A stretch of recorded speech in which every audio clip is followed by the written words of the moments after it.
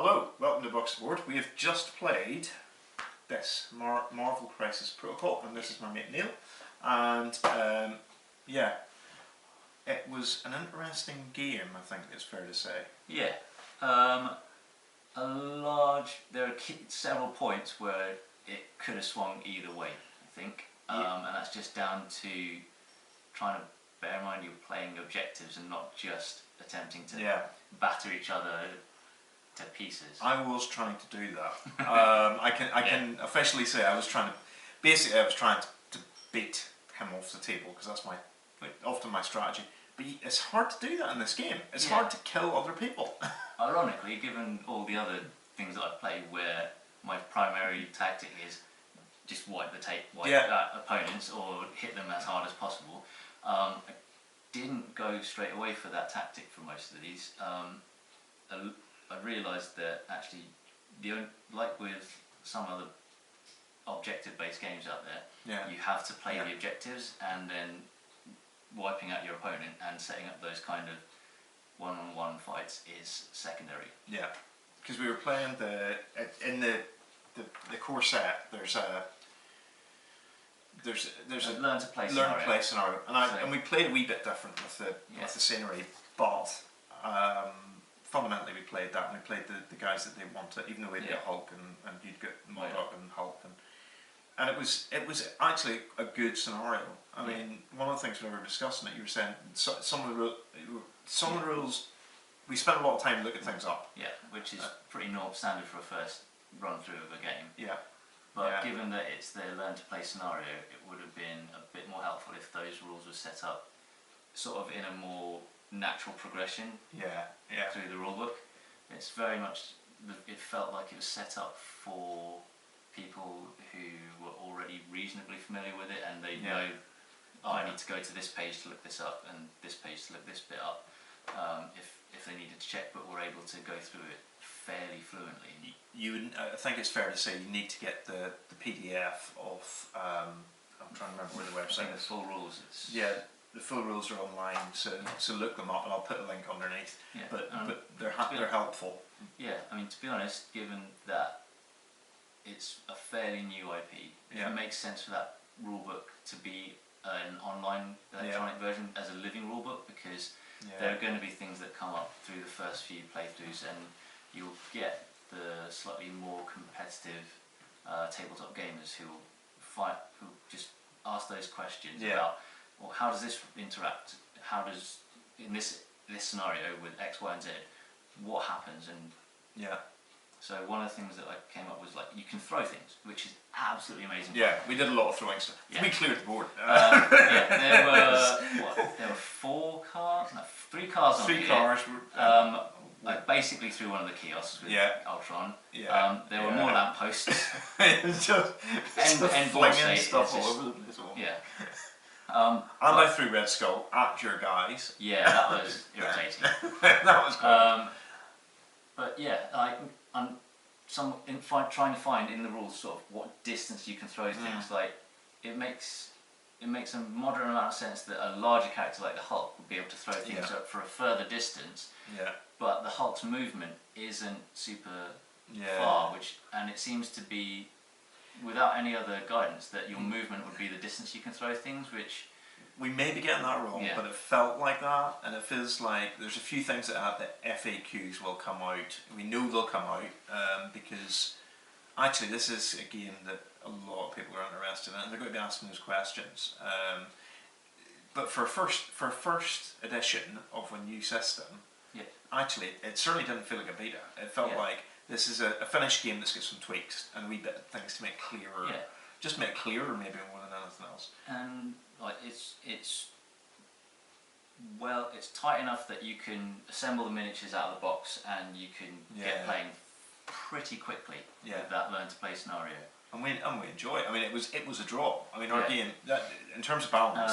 Spent most of it about 3-4 points ahead. That last 2 turns really swung it once I started to lose some of those characters who just they hadn't taken huge amounts of damage, but it just chipped away. And holding those objectives, also like the Cosmic Cube, take away your hit points, and they've got the balance right, I think. I would say they've got the balance right, and I think one of the things that really struck me was one of the things I've heard people say is, well, I say it's quite expensive for an expansion, but having played this, the core box, you've got so much variety within that core box of what you can play, that's going to keep you occupied for a while. And actually, if you bring in one character, it completely changes the dynamic of your party. Yeah, because you look at the different scenarios, because each player chooses like one of the objectives for the game. Yeah. So you've always got two objectives in play, and those sort of determine how many points worth of characters you can take. So that learn to play one is based around 17 points. Yeah. Which, if you like, the Hulk is what? Six. No, he's 6 points on his own. Yeah. So that already takes the place of someone like Spider-Man and the Black Widow. Yeah. As one, so you're already potentially being out-activated quite early on. Yeah, and that makes a big difference in the game, I guess, because the Hulk's awesome, but he's also a bullet magnet, and he's like, from what people have said to me in club, they've been saying actually he's not as, he doesn't soak up as much damage as you think he will. You look at 20 health points, you think he's going to do, but actually he doesn't have a huge amount of dice in defense. No, which is thematically good, because he wouldn't be concerned about avoiding damage. He'd just go raging. Yeah, and but that was one of the things as well, was this feeling of, actually it felt like Marvel. Yeah, and I think with an IP game, that's a big thing. You don't buy a Marvel game and want it to feel like Star Wars. It's got to feel like Marvel does. And it's got to be about those heroic figures, and it really does feel like that. So Captain America is, brilliant. That's soaking up damage, running in. He's got the shield bounce. It's very defensive tech. Yeah, and it's nice. I mean, it feels like it should feel. It doesn't. You're looking at it going, the only problem I've got with this is, I want the Goblin. I want Green Goblin now. Because if they've done that, and that's going to be the challenge these guys are going to face. As you can see it already in some of the Facebook groups. When's my favourite character coming out? Because they've done such a good job at the characterisation. Yeah, I think Deadpool's going to be a big one that people are going to be clamouring for. But I think that's going to be a bit harder in terms of IP. Yeah. To be honest, I'll take or leave Deadpool. He doesn't, like, people are really, really keen on the character, but there's a reason why. Yeah. Typically, every film has been a standalone type film. Yeah. He's had a small team in the second film. Yeah. And we all know what happened to most of that team. Yeah. So it's very much, he's not exactly a team player. It'd be quite interesting to see how, like, rules-wise, he would interact with someone like Spidey, because obviously in a lot of the existing canon, he fanboys over certain characters. Yeah. And he has at certain points been in various teams to greater or lesser levels of success. So who would you want if you could get one character on the table? I think someone like Hawkeye would be quite an interesting character, because even though he's not a massive draw compared to some of the others, I think ranged-wise it would be more interesting to have that variation. Yep. Projectile-based. In terms of other characters, I think X-Men opening it out to that end of the spectrum would be just a little bit too wide, because it'd be very difficult for them to balance any new characters, just given the sheer scope of the power sets. But then is that, I can see where you're coming from, and it's going to be a drip. So like what we're seeing so far is about 3 or 4 minis a month. Yeah. And I think that's about the right pace. Yeah, looking at the first few releases, you've got the Black Panther series, which has been the first ones that are coming out. So you've got Black Panther and Killmonger. Yeah. Shuri and Okoye, and then you've got Venom as well as a standalone. Venom, which would be quite interesting. He should, in theory, be able to play for both good or evil affiliations, given how they've characterised him in past story arcs. I think following on from that, you've got the Asgardians, which will be cool. Yeah, they'll be cool. And I think you'll see a lot of people playing like Thor and Valkyrie, which is an unusual choice, and they've veered away from the cinematic universe to go more with the comic book version of Valkyrie. Yeah, which is quite an interesting choice. I like that, but I like the fact that whenever you look at the minis, they're kind of somewhere in between. So you can pin. So although you've got the same, there's solid pose. Yeah. You can.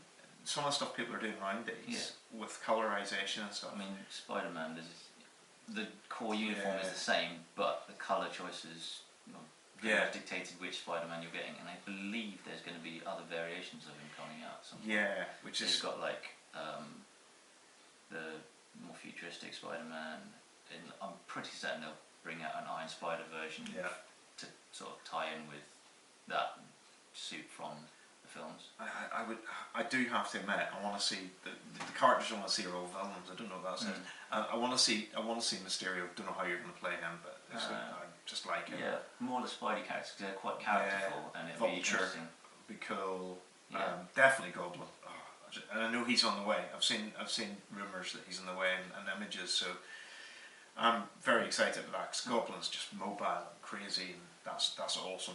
Yeah, it's quite a difficult IP though to decide who you're picking, because I think they found that with the films as well. Yeah. Deciding which characters are getting brought into that storyline, because having like read the Civil War story up before, and that was established when there were like a ridiculous number of superpowered characters. To the point where the main fight scene in that is essentially an open out 4-page spread just to fit in all the different characters, and even then some of them are just heads in the background. This was the thing I found with this today, was the cards. It was interesting. We spent a lot. I think I spent more time looking at the cards than I did the rule book, because the individual rules are thematic and interesting, and actually really important how you play. So it does, I think, need a little bit more separation, or at least something to like benchmark it a bit clearer, so knowing the difference between the attacks on there, and like it's referenced at the start of the learn to play section, but because you're going through that quite quickly to get to the setup, you kind of skim over that. So knowing the difference between like superpowers, because it's quite clutch for Captain America and getting people to do things, and then which are the attacks, and also then you've got that depth of knowing which heroes, which villains are stronger in certain areas. So for example, Crossbones is pretty good on the physical side of things. He's alright in terms of energy attacks, but if you've got something like MODOK, which is at the moment the only character I think with psionic abilities, then he's going to take a lot more damage. See, Doctor Strange would be awesome. Yeah, I think... When he said psionic, I'm moving, hang on, Doctor Strange and Scarlet Witch and people like that, whenever they're bringing it, that's going to be... Gosh, I hadn't even thought about that. That's going to be a mad... Yeah, because I mean, then that immediately shouts out things like Doctor Strange, and also then Charles Xavier, potentially, and even Magneto could have some sort of psionic-based attack, or thematically psionic-based attack. And your likes of your Mysterio, you could do, and actually, but this is the thing, it's like, whenever I look at this, and the obvious thing to compare this to is the Night Models game that came out. They've picked the right models, I think, for a core set. You're going, there's somebody in there that most people will like. And they've all made an appearance in the popular sort of recent. They've got the right stuff. Zemo, who's typically one of Captain America's biggest long-standing enemies alongside the Red Skull. He hasn't appeared hugely in the films, but he has appeared. He has appeared. And that was one of the things that really struck me, was they've got that right. They've got characters I want to play, as opposed to and they've got Guardians coming out as well. So I think that's another one that's going to be, you'll see a lot of themed groups around them. Guardians, a lot of people want to play. I'm okay with Guardians. I like the movies, but I don't remember which Guardians are actually coming out, because you've definitely got Star-Lord. Star-Lord was on his own as a single character though, which I thought was an unusual choice. Now, anybody here who's in a Facebook group will know that the minute I say this, this is the one that there's an invisible model for this guy, Drax. Drax is coming out, but he's going to be invisible in an invisible plastic, so you're not going to know if you've got him in the box or not. He's the one that's missing, which is bizarre, because you go, I like Drax, but then I can see, I don't know what their logic is there, but I think it's filling a niche, because Drax is very much one-dimensional in terms of a tabletop game like this. He's very one-dimensional in that you'd want to send him in to fight, and he's not really going to do much else, which on an objective-based game isn't going to add to that depth. Yeah. Whereas characters like Star-Lord, like Gamora, and I think Nebula, who are one of the twin packs, if you they're ever going to get have more. If you get Nebula, can I please see your painting? Yeah. Because that's going to be. There's a few of them that this guy paints much better than anybody I know. So and he's going to be embarrassed with that. But you like painting. Most of us. Because it's relaxing. Yeah. Even in fiddly detail parts. Yeah. Whereas this intimidated me. If I'm honest, Spider-Man intimidated me. He's okay. He's not good, but don't look at him, because you'll be. I've yet to get to him because I've done. I've gone through all the villains first because mentally I thought, they're the ones I'm going to be least excited about. Yeah. But actually painting Ultron was quite a fun challenge. Yeah. Because it's a lot of metallic colours, and I cannot do non-metallic metal. So all the box art and all the stuff. So pretty much all the box art that they use will use non-metallic metal, so they look absolutely stunning in photos. And even the stuff that isn't metallic, you've got a high level of reflection out of it. But I don't have the patience to go to that level of detail. And you see, I went playing for pieces at the end of the day. He's meant to be a robot from kind of or AI. He's going to be really shiny, so I just went for the shiniest metal I could find, and as quickly as I could, because that was. I just knew it was going to be painful. But I have to admit, I've been really surprised at the models, how they've come together, the paint jobs and some things, like even Spider-Man, who was the one I was scared of, the way the lines are on it, you can actually pin wash them fairly accurately. Yeah, it's quite forgiving actually, and that has reminded me of another aspect that this witch has irked me a little bit, and that is generally the Hulk was actually alright. Fairly. Well, I don't have the patience, so I didn't sit there and physically apply pressure to make sure they weren't any. But again, Vallejo putty. Yeah. Green stuff is my friend. I'm now being swayed towards Vallejo's plastic putty because it's got a little applicator nozzle, so you can get in quite easily, even onto the Hulk's muscle structure. No, it was her. Putting her together is approaching the same level of difficulty. If you say what I think you're going to say. Yanlo. I thought you were going to say Malifaux. No, Yanlo is a Malifaux. Oh, he's Malifaux. He is the benchmark for difficult assembly, given that he is a slightly hunched Asian character for the 10 Thunders theme, and his beard, a tiny little pencil-thin Fu Manchu type beard, is a separate piece. See, they were fiddly, but they weren't. To me, they weren't at Malifaux level. They weren't quite Malifaux-esque. She irritated me a little bit. Getting her arms in position was a pain. Yeah, but to the point where I just resorted to super glue rather than plastic glue to melt the joints. It bonded faster. The plastic, I like working with plastic. I like the fact that these are plastic rather than resin actually, because it just makes it a lot easier. A little bit more durable as well, I think, especially given that mine are just going to be carted around in this box. Yeah. I'm a little bit hesitant to varnish them as well because, especially Ultron, I've painted in metallic paints. Yeah. If I varnish it, well, the varnish is going to just dull a lot of the shine, which is fine, but then that's going to be entirely dependent on how accurately I've applied highlights. Yeah. And I'm relying on the metallic paint a hell of a lot for that, to be honest. So in terms of the game itself, is it fair to say this is?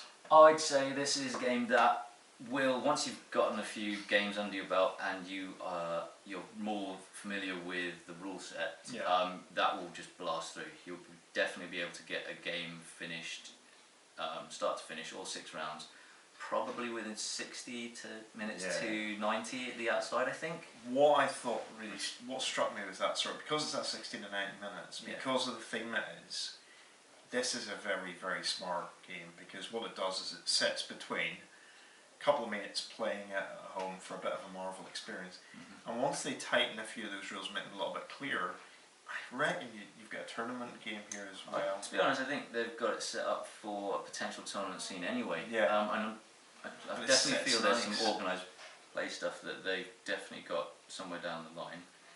I think they've got it right. I think genuinely they've got it right, which is quite scary.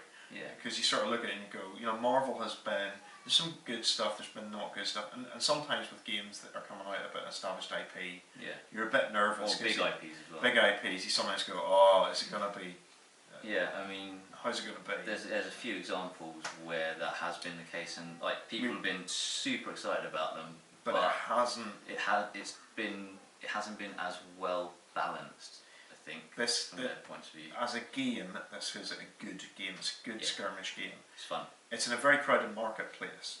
I have to say that, but because it's Marvel, because it's so thematic, I think as well it will do well. The portability as well, because you've got enough scenery inside the core box to get going. Like, you don't need a massively crowded building. I mean, there's definitely a few super talented modelers out there who have already created city themed boards. I'm looking at those and just thinking, no, I do not have the time or the skill level required for that, but if I get to play on one of those at any point, I will definitely jump for the opportunity. That would be awesome. I think that it's that, it's going to be, you can see those game boards coming up, you can see people, some of the stuff that's been released for Batman, and people have used is going to transfer across, because actually this is TT Combat, and it's not perfect, the scale's not, but it's playable, and you look at it and you think, actually, I mean, it is a bit of a funny scale. Yeah, it's not. It's just that little bit larger than your standard wargaming. Which I'm not massively concerned about, because I don't plan on having a huge amount of buildings to add to it. No. I think if they can, like with the terrain packs that they're bringing out, having those other items which you can throw about is just more fun. And actually, the nice thing is, if you go to pound shops here, I don't know what you call them in America. I know a lot of Americans watch this channel. Dollar stores. Yeah, that makes it. I don't know. Dollar. Yeah, I don't know what you call the American pound shop. Probably a dollar store. Yeah, that'll be it.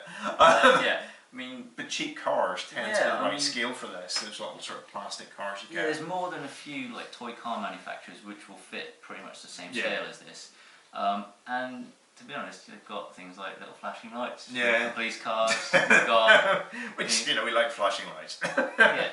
It's good, but I think it would be thematically appropriate. There's a big fight going on, police are turned up, oh, it's a little bit out of our league, we're going to run off and abandon our cars. And the nice thing about this is you can actually do, again, with Marvel, you've got those whole different places where things happen. They don't always happen in New York City, sometimes Genosha if they go X-Men or whatever. You've got the whole... you've got pretty much anywhere. And at any time you could challenge for nowhere. No, Asgard. I want an Asgard. Somebody do an Asgard board. This is your challenge, and if you do, please send me a picture because I want to see that. I'll go one step further. If you do build an Asgard board, please send it to me. Or let's play on it. Because that would be insane. But you can see people doing stuff like that. And especially with 3D printing, like and it's a 3x3 board, and actually the scale being that bit bigger, 3D printing. I've already seen people are scaling civilian models, like literal 3D sculpts for some of the civilian markers, for some of the scenarios. It's not a huge amount in terms of 3D stuff yet, but I kind of anticipate that sort of skyrocketing. Like the lampposts, it's just regular street furniture. There's quite a lot of manufacturers that make it. 3D printing is going to be a godsend with this because you can alter your scale really easy with some of this. Anyway, we need to. I'm not sure if we've run out of time on the camera. We're professional. We're professional. Thank you very much for playing, and thank you very much for watching. For hosting. And somewhere down here, it's one of these sides. There's a subscribe button. Anywhere. Yeah, just point anywhere. There's a subscribe button, and it'd be great to have you on board. And also, we'll put the link for t-shirts. Haven't got t-shirts yet, but we've got them on order, and you can order them. You could have your t-shirt before. You can pre-order. Makes sense because then. We'll put the link in, and there's some nice t-shirts coming out, and one of them fits with this. I still believe in heroes, so we've got a t-shirt on the order point there, so you can have a look at it and see. And that's on its way. I'm hopefully getting that in the next week or so. But yeah, thank you for watching as ever, and putting up with our ramblings. And thank you for letting me draw. Good to see you. Bye.